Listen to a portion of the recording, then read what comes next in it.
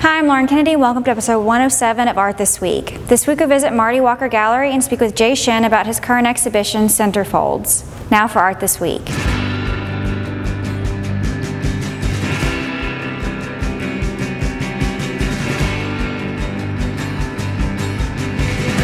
Hi, I'm Lauren Kennedy with Art This Week here at Marty Walker Gallery, speaking with Jay Shinn about his new show. So thank you for speaking with us, Jay. Thanks, Lauren. Look forward to the visit.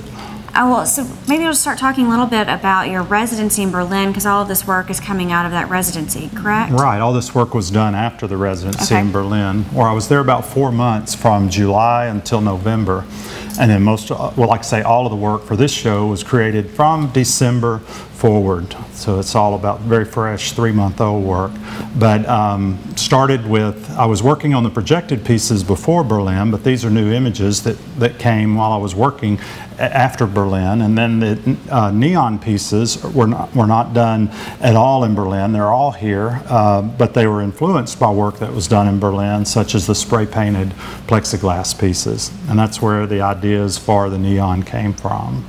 So what were you seeing there that kind of pushed your work towards that neon and towards the spray paint, the really interesting pieces? Yeah, it was just such a variety of work that I saw over that time period, both in traveling to Paris and London and Berlin. There's so many new media, new artists that I wasn't familiar with here in the United States. You know, some was very similar work, some was not, but it was just a whole new array of artists that I was unfamiliar with. So between that and the architecture and what was going on in the fields of new medium and just new media in Berlin, there's so much going on. It's a real artist town. Tons of galleries, tons of artists.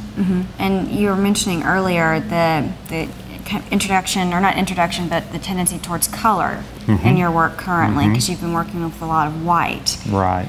Really the last 11 or 12 years I've been working with white and different shades of white. And like with this show, the neon pieces are all warm and cool white, and then the spray painted pieces are all white on plexiglass.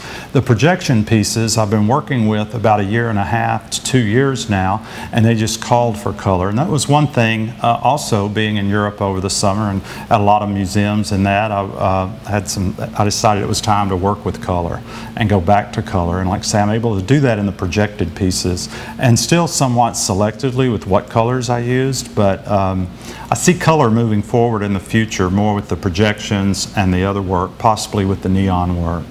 So maybe you'll speak a little bit about your use of shapes. I know that's something I always think about when I think of your work, is these really simple lines and shapes. Right. I've kind of made a conscientious choice several years ago to work with symmetry. And through symmetry, that's where I came up with these architectural shapes. And one thing, instead of working, my background is really that of a painter, and I was educated as a painter. So through the years in painting and being involved with compositions, that type thing, I felt like there was a certain power in symmetry. And like say with the geometric shapes falling into symmetry, these have a cubist approach to them in a way, and also a circular approach in these images, how they evolve. These images also, I think, in some way, as I call most of these, there's illuminated icons, there's spray painted icons. These are also somewhat icon, almost in a certain language of logos that are happening in these images. And these are images that I've gone back and forth. There's certain principles of these images that I've used for years. There's certain principles or elements of these images that I go back to, certain elements that I expand on, and it's just an evolving process of the image. But to push an image is many ways, either through different mediums or through the image itself and change. Well, that's interesting that you mentioned your background specifically as a painter, but I feel like your work kind of flirts with that line of being painting and sculpture.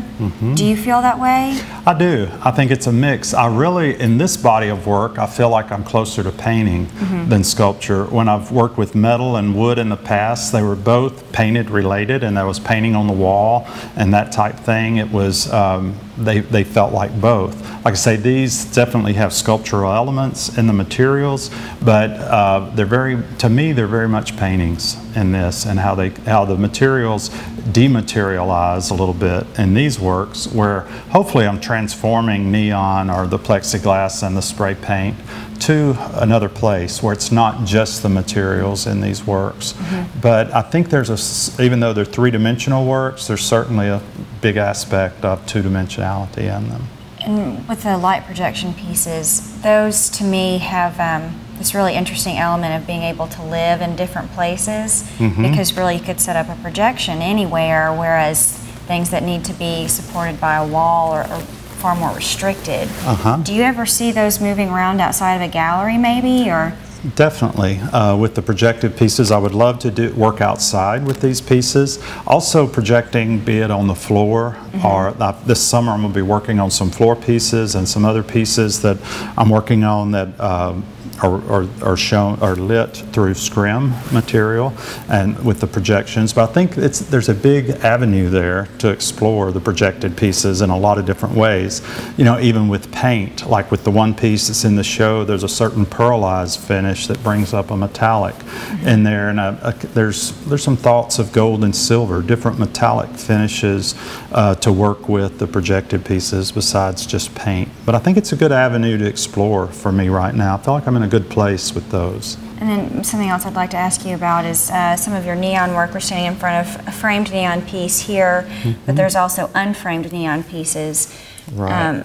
But they have a very different effect on the viewer. If you want to speak a little bit about how those pieces range. The unframed pieces are really more installation based and are more about the room they're in, the presence of the space that they have, and they're more open-ended, such as the painting on the wall that's combined with that and that type thing.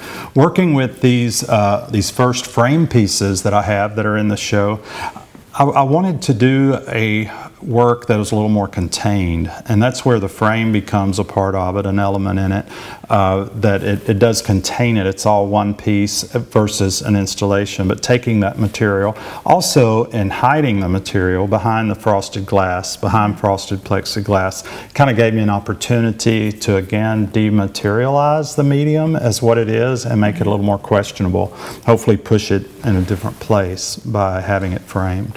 I was able to have that flexibility with the frame. And I wonder, speaking about materials again, will you go back to working with wood at some point and metal, or do you think that you're really solidly working with light and spray paint? More light and that. I'm not going to say never, because it's still open. I think there's still avenues there. I think there's some possibilities with the projected pieces and wood.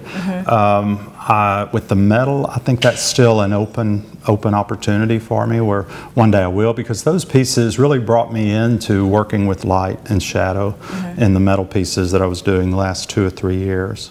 So I've kind of never say never, but I think I will come back around to that. And I like the flexibility of wood and what I can do with that. But for right now, I really am enjoying just what light can do and the open-ended opportunities of light. Well, it looks fantastic. The show looks great, so thank you so much for your time. Oh, thank you. Thanks, Lauren. We want to thank Jay for speaking with us. The exhibition is up through May 7th, 2011. More information on Jay can be found at jayshinn.com. More information on the gallery and the exhibition can be found at martywalkergallery.com. That's it for Art This Week. Thanks for watching.